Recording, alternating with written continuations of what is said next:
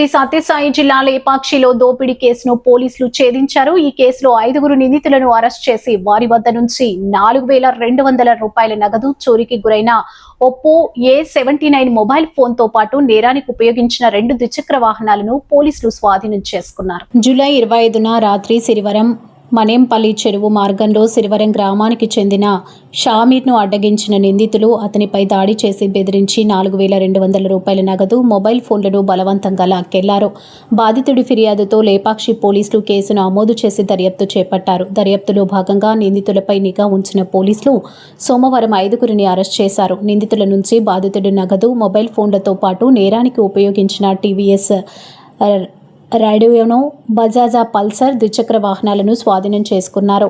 Arrest అయిన వారిలో లేపాక్షి మండలానికి చెందిన 3తో పాటు కర్ణాటక రాష్ట్రానికి చెందిన 2 ఉన్నారు.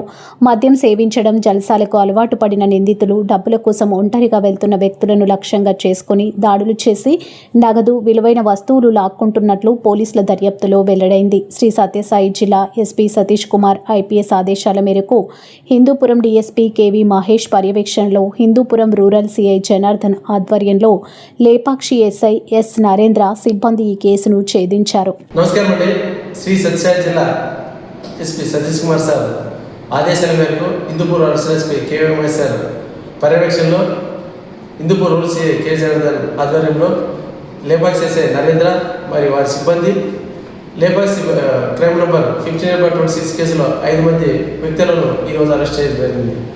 వివరాల్లోకి వెళ్తే లేపాక్షి పరిధిలోని జూలై నెల 25వ తేదీ షామీర్ అనే వ్యక్తి సిరివరం మానేపల్లి రోడ్డు చెరువు కట్ట కింద తన మోటార్ బైక్లో వెళ్తుంటే సుమారు రాత్రి 7 గంటల ప్రాంతంలో ఆ వ్యక్తిని అడ్డగించి ఆపి కొట్టి అతని వద్ద ఉన్న 4,200 డబ్బులను, అదేవిధంగా A79 ఒప్పో ఫోన్ను లాక్కొని వెళ్ళడం జరిగింది.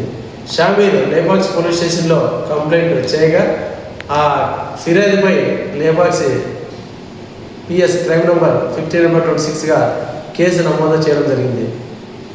ఈ కేసు దర్యాప్తులో భాగంగా ఈరోజు 5 మంది ముద్దాయిలను అరెస్ట్ చేసి వారి వద్ద నుండి 4,200 డబ్బును, A79 ఒప్పో మొబైల్ ఫోను, అదేవిధంగా ఈ క్రైమ్కు ఉపయోగించేటువంటి 2 మోటార్ బైకులు కూడా సీజ్ చేయడం జరిగింది. సీజ్ చేసి వీళ్ళందరూ కూడా జ్యుడిషియల్ కస్టడీ కోసం మేజిస్ట్రేట్ దగ్గర పంపించడం జరిగింది. పోలీస్ తరఫున తల్లిదండ్రులకు తెలియజేయడం ఏమనగా వీళ్ళంతా కూడా యువకులే, 19-20 మధ్య గల యువకులే.